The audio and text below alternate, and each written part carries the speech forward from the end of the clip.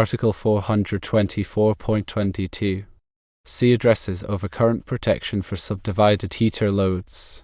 This section of the National Electrical Code states that when more than one resistive heater is used and the total load surpasses 48 amps, supplementary overcurrent protection must be in place. This is intended to limit the temperature of the wiring system, maintaining a safe operating environment. The primary goal of supplementary overcurrent protection is to prevent the wiring system from overheating due to a fault or overload. Resistive heater loads, in particular, can draw significant current, which can lead to excessive heat buildup. This heat can potentially damage the wiring, degrade the insulation, and create hazardous conditions. To mitigate these risks, the code requires the implementation of supplementary overcurrent protection. Article 424.22. B deals with subdividing heater loads that exceed 48 amps. This subdivision aims to reduce the current flowing through each individual branch circuit. By distributing the load across multiple circuits, the potential for overheating is significantly reduced.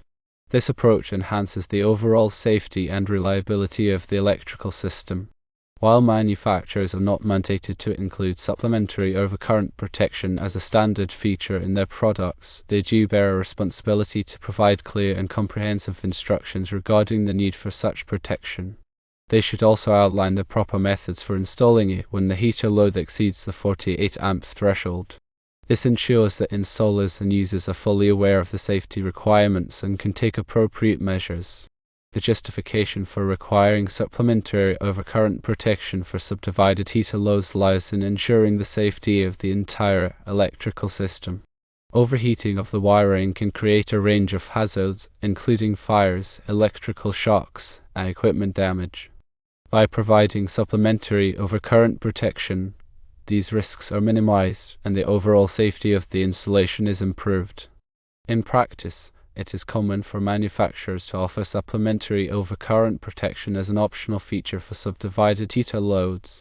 However, it's crucial to understand that Article 424.22 C does not mandate manufacturers to include this protection as a standard component. The responsibility for ensuring adequate overcurrent protection ultimately rests with the installer or the end user. To ensure full compliance with the NEC and to provide the highest level of safety, it is strongly recommended to install supplementary overcurrent protection for any subdivided heater load that exceeds 48 amps. This can be effectively achieved through the use of fuses or circuit breakers. These devices should be installed at the point where the heater load is subdivided, providing localized protection for each branch circuit. When selecting fuses or circuit breakers for supplementary overcurrent protection, it is essential to choose devices that are appropriately rated for the specific heater load and wiring system. The ampacity of the conductors, the interrupting rating of the protective devices, and any applicable directing factors must be carefully considered. It's also important to ensure that the protective devices are properly installed and maintained to ensure their reliable operation. Firstly, calculate the total heater load in amps. Secondly, determine the number of subdivided circuits required to keep each circuit below 48 amps. Thirdly, select fuses or circuit breakers with an appropriate amp rating for each subdivided circuit in accordance with NEC. Fourthly, install the overcurrent protection devices at the point of subdivision, ensuring proper wiring and connections. Fifthly, label the overcurrent protection devices clearly to identify the heater loads they protect. Sixthly, inspect and test the installation to verify that it is functioning correctly. Seventhly, maintain records of the installation, including the calculations, device specifications, and test results. Eighthly, periodically inspect the overcurrent protection devices to ensure they are in good working order.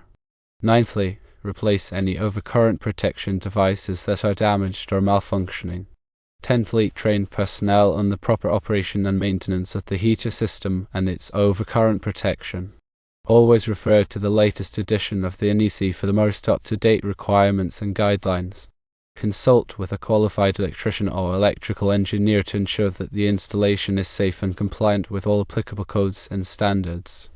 Ignoring these requirements can lead to dangerous and costly consequences. Therefore, prioritizing safety and adherence to the NEC is of utmost importance. When designing and installing electrical systems that incorporate resistive heaters, it is also crucial to consider the ambient temperature in which the equipment will operate. High ambient temperatures can affect the ampacity of conductors and the performance of overcurrent protection devices. Therefore, it may be necessary to apply deterring factors to ensure that the system is adequately protected under all operating conditions. In addition to overcurrent protection, it is also important to consider other safety measures, such as ground fault protection.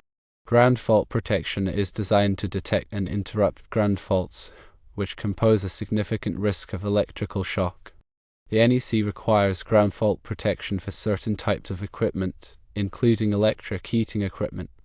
When selecting ground fault protection devices, it is important to choose devices that are specifically designed for use with the type of equipment being protected.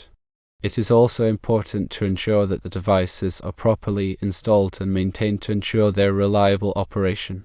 Proper wiring practices are also essential for ensuring the safety and reliability of electrical systems that incorporate resistive heaters.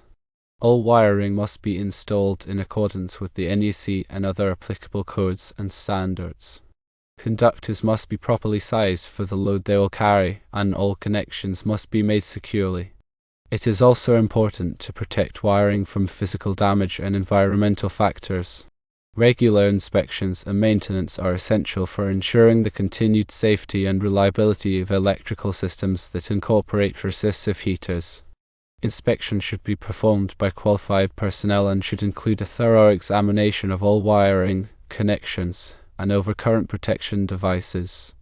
Any defects or deficiencies should be corrected promptly. Maintenance should include cleaning, tightening connections, and replacing worn or damaged components. By following these guidelines, you can ensure that electrical systems that incorporate resistive heaters are safe, reliable, and compliant with all applicable codes and standards. Remember, safety should always be the top priority when working with electricity. If you are not qualified to perform electrical work, consult with a qualified electrician. The NEC provides specific guidelines for sizing conductors for electric heating loads. These guidelines take into account the continuous nature of the load and the potential for harmonic currents. It is essential to follow these guidelines to ensure that the conductors are adequately sized to carry the load without overheating. The NEC also provides specific requirements for the type of wiring methods that can be used for electric heating equipment. Certain types of wiring methods are prohibited due to their potential for overheating or damage.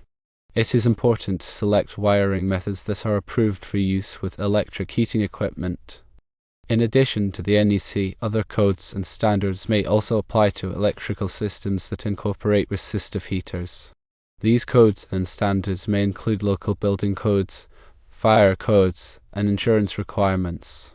It is important to be familiar with all applicable codes and standards before designing or installing an electrical system.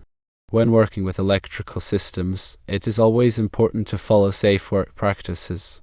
These practices include wearing appropriate personal protective equipment, such as gloves and safety glasses, and using insulated tools.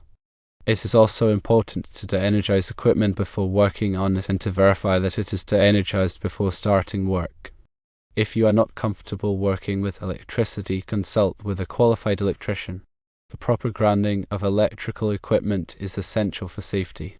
Grounding provides a path for fault current to flow back to the source, which helps to trip overcurrent protection devices and prevent electrical shock. The NEC provides specific requirements for grounding electrical equipment. It is important to follow these requirements to ensure that the equipment is properly grounded. Surge protection is another important consideration for electrical systems that incorporate resistive heaters. Surges can damage electronic components and other sensitive equipment. Surge protection devices can help to protect equipment from damage caused by surges. It is important to select surge protection devices that are appropriate for the type of equipment being protected. Power quality can also affect the performance of electrical systems that incorporate resistive heaters. Poor power quality can cause equipment to malfunction or fail prematurely.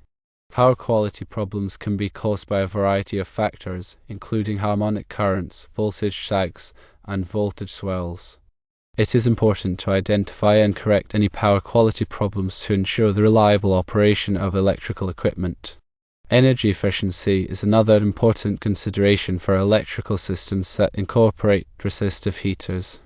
Resistive heaters can be energy intensive, so it is important to select energy efficient equipment and to implement energy saving measures. These measures may include using programmable thermostats, insulating heating equipment, and reducing heat loss.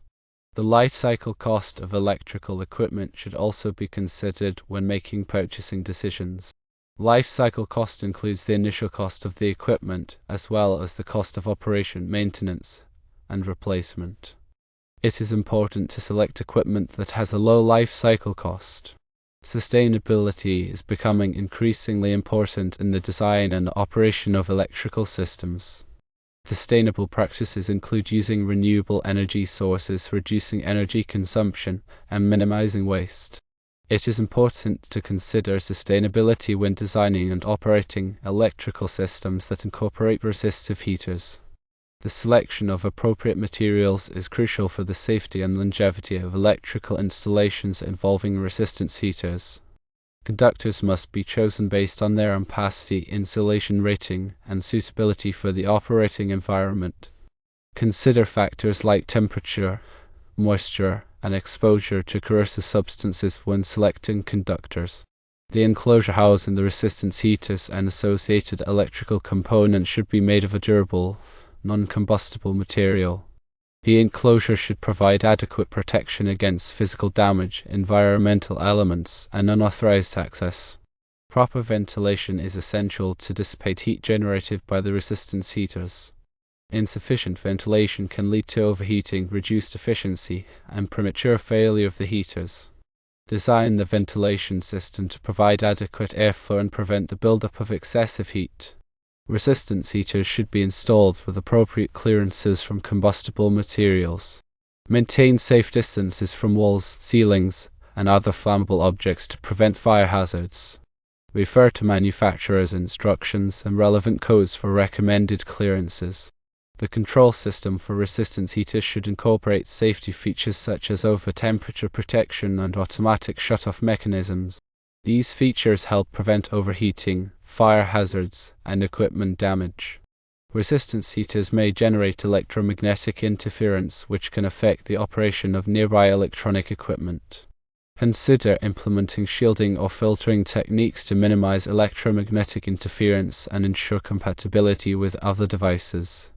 Regular maintenance is essential to ensure the safe and efficient operation of resistance heaters. Inspect heaters for signs of damage, corrosion, or overheating. Clean heating elements and ventilation openings to maintain optimal performance. Test safety devices and control systems to verify their functionality. Keep detailed records of inspections, maintenance activities, and any repairs performed on the resistance heaters. These records can be valuable for troubleshooting problems, tracking performance, and ensuring compliance with safety regulations. Proper disposal of resistance heaters is important to minimize environmental impact. Dispose of heaters in accordance with local regulations and guidelines. Consider recycling valuable materials such as metals and electronic components. Understanding the specific application and operating conditions of resistance heaters is crucial for selecting the appropriate type of heater and implementing effective safety measures. Factors to consider include the required heating capacity, temperature range, airflow, and environmental conditions. Consult with experienced engineers and technicians to ensure that the resistance heaters are properly selected, installed, and maintained. Ongoing training and education are essential for personnel who work with resistance heaters. Provide training on safety procedures, operating instructions, and maintenance practices. Keep personnel updated on the latest codes, standards, and best practices for resistance heater installations. By following these guidelines and best practices, you can ensure the safe, efficient, and reliable operation of resistance heaters in various applications. Always prioritize safety and consult with qualified professionals to address any specific concerns or challenges. Remember to consult the specific heater installation guide to get more information.